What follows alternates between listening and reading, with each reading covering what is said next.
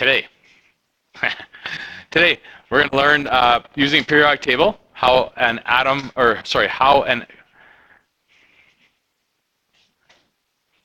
why elements combine to form compounds in specific ratios. So why they form those specific ratios. Predict formulas and write names for ionic compounds. And something called IUPAC rules, which basically is how we name compounds, okay? Describe and apply classification systems and nomenclature used in the sciences, and draw Bohr-Rutherford diagrams to illustrate the structure of an atom. So that's a little bit of review again as well, okay? So a couple things to remember, okay? Once again, we have to think something called the octet rule. Atoms are stable when their outside energy level is filled, okay? This is called the octet rule, and when we think oct, like think octopus or whatever, 8, right? So we got to remember it's 8. Technically, okay, remember it's 288, okay? And then I was funny yesterday, and I said, what happened to 8? 288. And then it was funny. You guys laughed a lot more yesterday. Anyway, the point is 288. So 2 is kind of the exception, I guess. Hydrogen, helium, there's only 2. But the rest of every other atom wants to make 8. Okay, that's the ideal. That's the goal. And it happens when those valence electrons in the outside energy level, that's the outside energy level, we call those valence electrons. And electrons in the outer energy level are called valence electrons. When an atom participates in an ionic reaction, it is losing or gaining valence electrons. So it loses or gains those outside electrons to fill up the outside energy level. We'll show you how that happens today. Okay. Example. What do you think here? Here's magnesium. I would probably draw it very similarly. I probably would have put the dot on the other side, but whatever. I would say this is very, very, very probably good diagram of magnesium. What do you think? Would magnesium lose or gain electrons? And you should know the answer to this because we know that this is obviously, is it magnesium metal or non-metal? Metal. Would it gain or lose electrons? What do metals do? They lose, okay? How many do you think it wants to lose? 2, right? So it wants to lose 2. In fact, it probably wants to lose the valence electron and this valence electron here. Those are the 2 that it wants to get rid of. Why does it want to get rid of those? Because if I got rid of those, pretend they're not there, okay? You don't see that. Look, what's in the outside energy level now? 2, 1, 2, 3, 4, 5, 6, 7, 8. Octet, okay? So now there's 8 electrons left if I lose those 2, okay? Now, here's the thing. We have to kind of keep this straight, guys. You're on your way to 7-Eleven at lunchtime today. Okay? Who went to 7-Eleven at lunch? Just put your hands up. Pretend.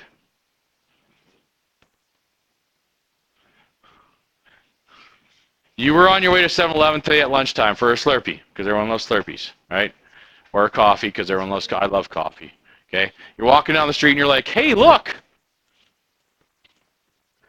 No, magnesium atom.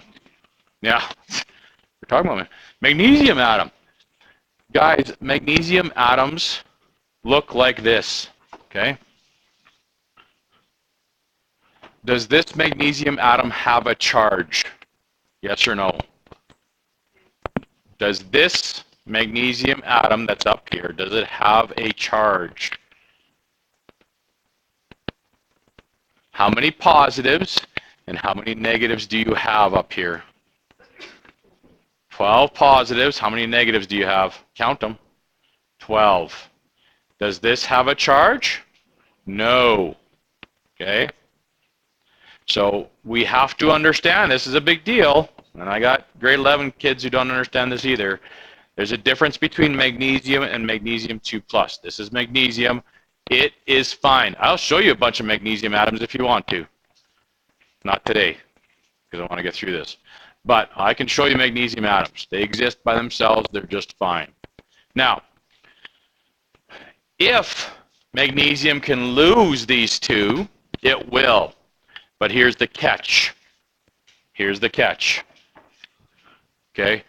If magnesium wants to lose 2 of those valence electrons, is what they're called, They have to go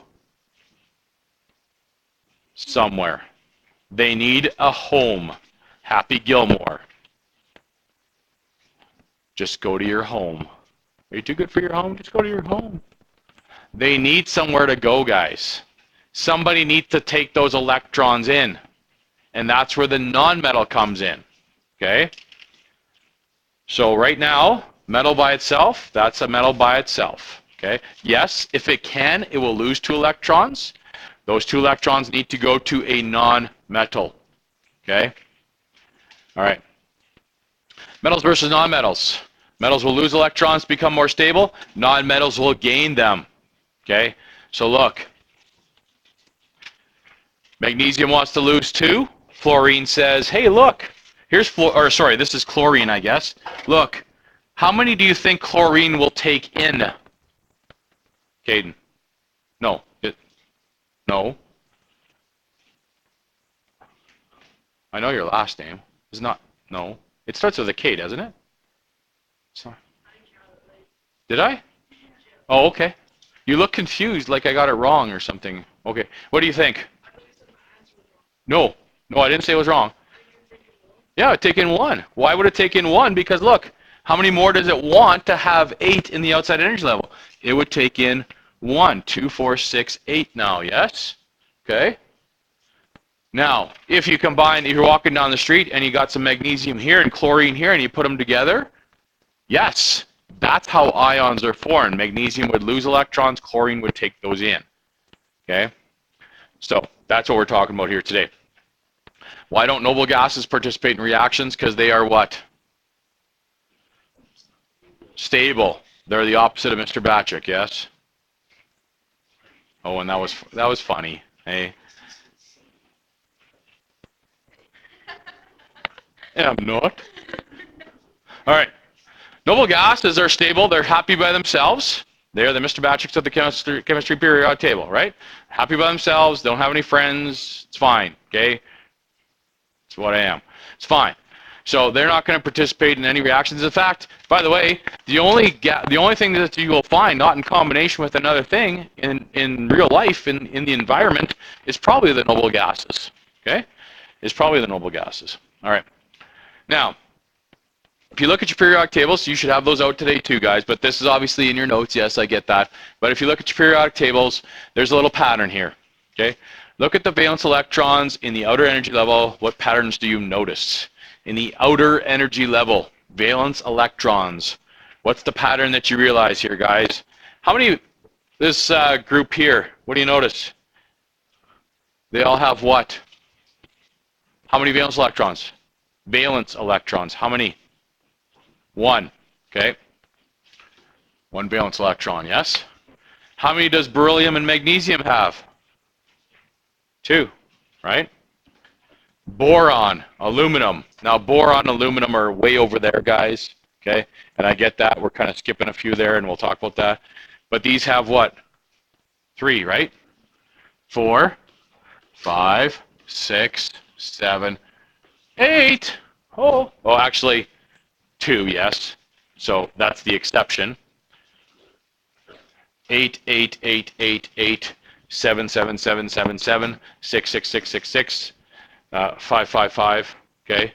And then these all have 1, and these all have 2, okay? So there's a pattern there. That's why they're arranged. By the way, that's why they're in the groups that they are. Groups. That's what we call those, right? Groups. That's why they're in the groups that they are, because group 1 all has 1 valence electron. Group 2 all has 2 valence electrons, okay? Now, there is different ways to name these groups, by the way. Technically this is groups 3 to 12, but when we go into group 3, we're kind of talking about those 4, 5, 6, 7, 8, 9, 7, 8 kind of thing. But so it's a little goofy there, but that's basically what it is. It's a pattern, okay? All right. Patterns in period. All elements in the same group or column have the same number of valence electrons. All right. And formation of ionic compounds. Ionic compounds are made up of metal and a non-metal. We know that. We actually already talked about this. We're just reviewing, right? Metals lose electrons, non-metals gain them. We know that. Electrons are transferred from the metal to the non-metal. Okay? So that both elements can have a stable octet.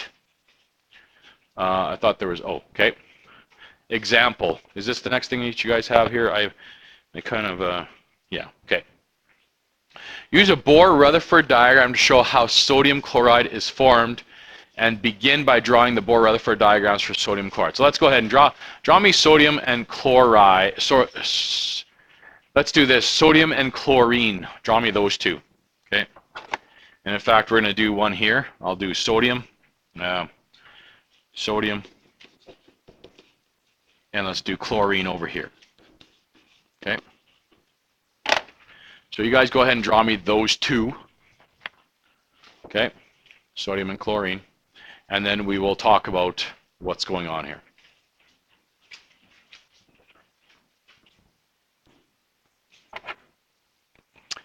So sodium, okay, we can just draw a regular Bohr diagram, guys, for this. So we're going to show you how this ionic compound is formed. Sodium, you might think like, nah, I don't really want to do this, but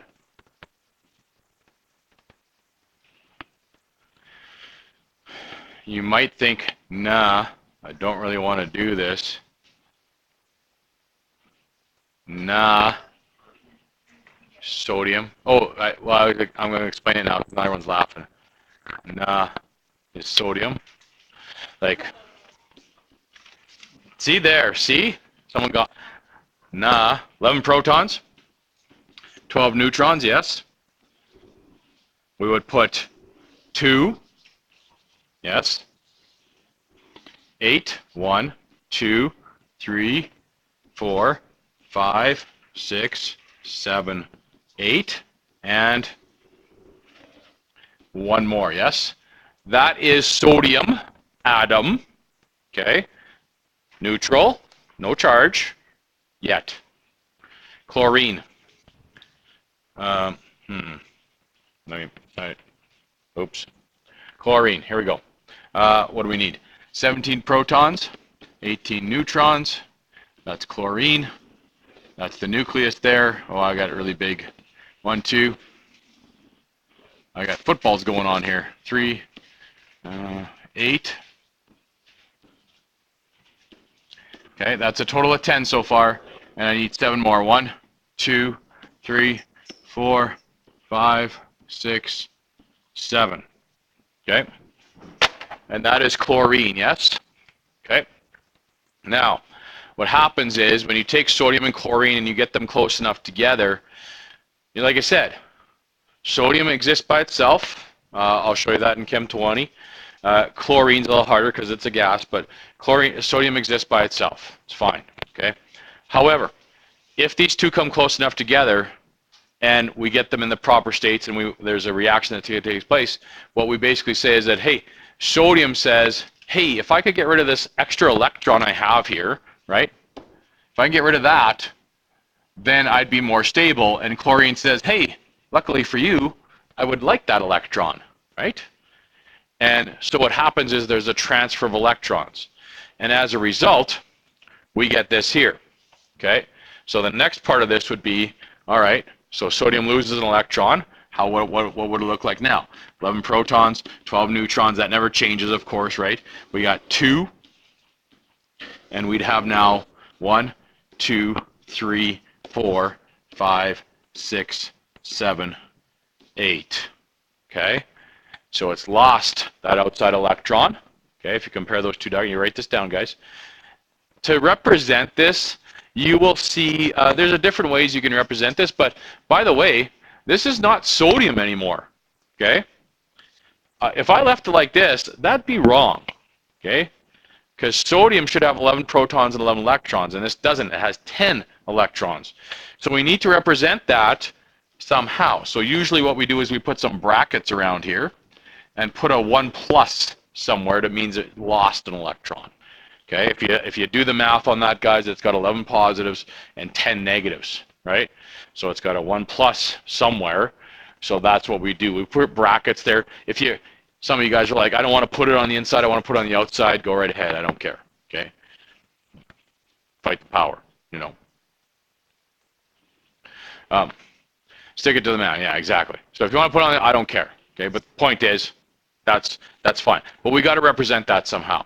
This one is lost an electron. It's not there, so we need a 1 plus. Chlorine, okay, as you can pretty much imagine here, guys, is, what do we got here? Nucleus, okay, first energy level, second, 8. And I'm doing this kind of quickly here, but you get the idea. 2, 3, 4, 5, 6. Oh, that's a bad. 8. Okay. And once again, technically that's not chlorine because we don't have enough positives and negatives there. In fact, we got too many negatives, so we put big brackets here and put a -1, or if you want to put it on the outside, that's fine. But that's how we represent ions. And that's how they help each other out become more stable. Okay? And that will take place. In fact, like I said, most of the time, you won't find metals by themselves. Okay? If you're looking for sodium in the earth, you're not going to find it, I'll tell you right now, because it's very reactive. And it's very reactive. It'll give off an electron to anything it can find. Okay? So if it's chlorine, it will give an electron to chlorine, and they will help you get sodium chloride. You're probably more likely to find salt in the earth than sodium. Okay? Because sodium is very reactive at looking to get rid of that electron. Okay? All right? All right. Yep. Next. What we got here? There they are there. Good enough, whatever. We just drew that, so that's fine. There's sodium and chlorine, like I said, and then that's what it looks like there, okay? Here's the thing.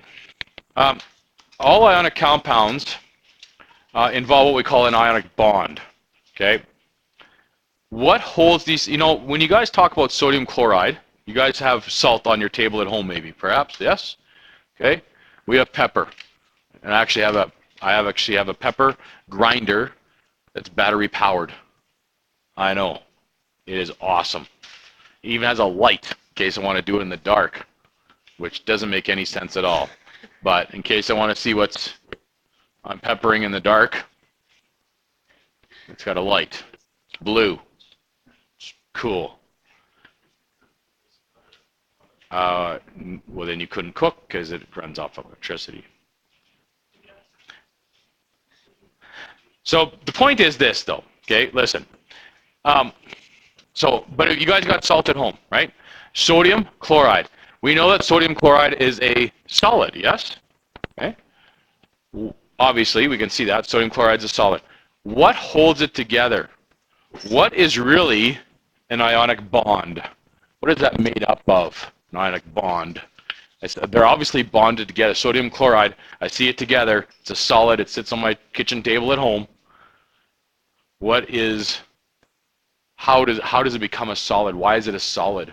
What holds those together? What holds sodium ions and chloride ions together?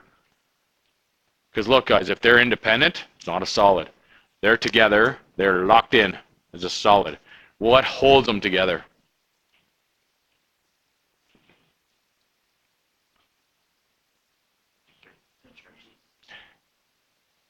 An ionic bond, which is made up of plus and minus charges, yes?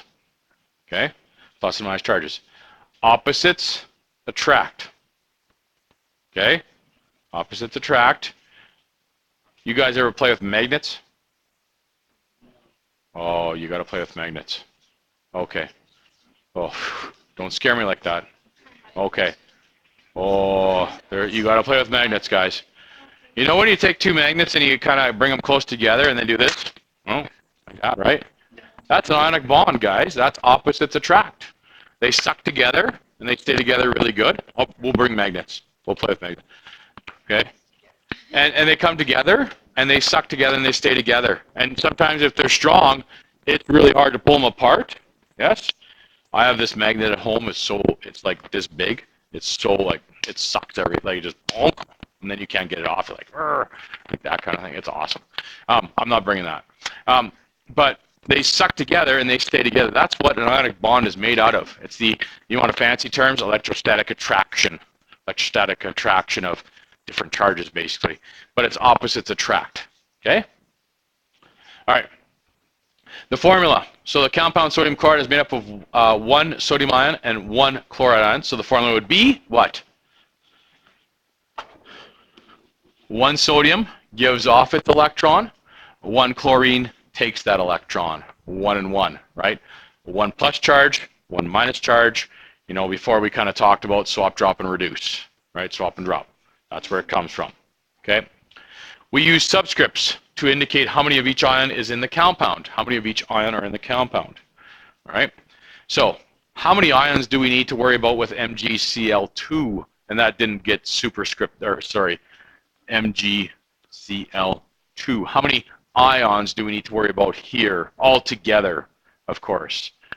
Well, what's the charge on the magnesium, guys? What charge does magnesium like to form? It's got 2 valence electrons. It wants to get rid of those 2, so it forms a what? Positive 2, yes? Okay. So that's a 2 plus charge. Chlorine, if it's going to gain electrons, of course, because that's what nonmetals do. Chlorine wants to gain how many electrons? We just did it in the last one. How many does each chlorine gain? 1. Okay. So we need 2 of them to go with one of those, yes? Okay, 2 plus, 2 negatives. 0 overall. Should always be 0. Yes? So technically we need 3 ions. Okay, 1 magnesium and 2 chlorides to go with that. All right? Good. Once again, that's where swap and drop comes from. Magnesium's a 2 plus. Chloride is a 1 minus. It can take 1. So I need 2 chlorides to go with 1 magnesium. Okay? Good? All right. Show how lithium and oxygen atoms would react to form an ionic compound. You may need to have more than 1 atom of each element. What would the formula of the compound be formed when lithium and oxygen come together, basically? So just show me how quickly, let's do this, lithium and oxygen come together here, okay? You guys can do probably, I could probably do another Bohr diagram for this, probably be okay, okay? So show me how lithium and oxygen atoms would react. Okay, so there's lithium, 3 protons, 4 neutrons, we've got a weight of 7, right, 6.98, so we're rounded up to 7. 3 electrons altogether, 1 valence electron, I should say, 2 and then 1. Oxygen, 8 protons, 8 neutrons, so we got 2, and then we need another 6 in the second energy level, right? And that's how they get filled up. Now, once again, if you were to actually draw this, guys, so if you think about lithium and oxygen, how they combine together, okay, well, lithium wants to lose an electron, and that electron would probably go there and fill that up, right? So is that good? No. What's wrong? I need another one, right? Don't I? Because look at oxygen. Does it have 8 now? It's only got 7 now, right? It's still 1 short. So we still need to have another lithium here. We're going to actually need 2 of these, don't we? Because there's 2 here, and then I drew this a little too close. There's 1 more there. That one needs to go to there to fill that up, right? So we need 2 lithiums. Each one's going to lose 1 to go with the 1 oxygen. And that's where, once again, swap and drop comes from. And then when that happens, of course, okay, we're going to get, well, that's why, once again, the formula would be Li2O, right? Okay? Or, basically, we say lithium has a 1 plus charge, O has a 2 minus, we'd swap and drop, yes? Because I need 2 of these to go with 1 of those, swap and drop, okay? If you want to do that with atom representation, so like, or not atom representation, but Bohr diagrams, then we probably should do something like, you know, okay, lithium has, what did I say, 3 protons, 4 neutrons, 1, 2, but then we'd have to do this positive thing, yes? Like so, because it's lost its electron. There's 3 positives, but only 2 negatives there. And then we have to draw another one of those. What is it? 3 positives, 4 neutrons, 2 there. And once again, that's a 1 positive. Okay. And then oxygen, well, we only need 1 of those, but oxygen would be 8 protons, 8 neutrons. So we have 2 and then 1, 2, 3, 4, 5, 6. But since these two have lost those 2 electrons, 7 and 8 would go there now from these ones, yes? So 7 and 8 would go over to there. And of course, now I have 8 positives but 10 negatives, so I need to put a 2 minus charge there actually, because oxygen's actually gained not 1 electron, but it's actually had to gain 2 to fulfill that outside energy level. That's why with ionic compounds we don't use prefixes, because there's only one way that lithium can combine with oxygen to get us back to that neutral kind of overall happiness. 2 positives, 2 lithiums have to go with 1 oxygen, because lithium has to give off 1, lithium has to give off 1, and oxygen has to take in 2. It's the only way they can combine together. Therefore, we don't need prefixes, because lithium oxide only has 1 possible formula. Okay? So, that's ionic compounds. Okay? You guys have some, last thing real quick here. This is what an ionic compound looks like. They all look like this, by the way. All of them. Every single one of them. The purple ones we'll pretend are sodiums, and the green ones are chlorines. And they make this alternating, what we call 3D, three-dimensional, cube-looking structure. And it's actually called the crystal lattice. Okay? Crystal lattice. And we probably should know that, but it's a crystal lattice. And basically what happens is all the positives are attracted to all the negatives, and all the negatives are attracted to all the positives. Okay? So when you think about a ionic compound, the reason they're so strong and they stay together so well, okay, look, that's attracted to that green one, the purple and the green, purple and green, purple and green, plus the ones on the inside you can't see. Okay? There's 4 attractions for every one thing there, and sometimes the ratio is not that, but basically that's what's going on. There's a lot of opposites attract. There's a lot of magnets here. Okay? And same thing here, look. That one, there's that one, there's that one, there's one right there if you can't see it, right there. Okay? And so on and so on. And each positive is attracted to each negative around it, and vice versa. And they just keep building and building and building. Okay? So overall, this charge is neutral. Okay? Good? You guys got some work to do there. You guys got some handouts, I believe. Yes, 1 to 7 on the handouts, I think. Yes? Should. Right? And so we'll do that for tomorrow, okay? Yeah, no? I think so, yep. No? No handout? Uh-oh. Let me double check.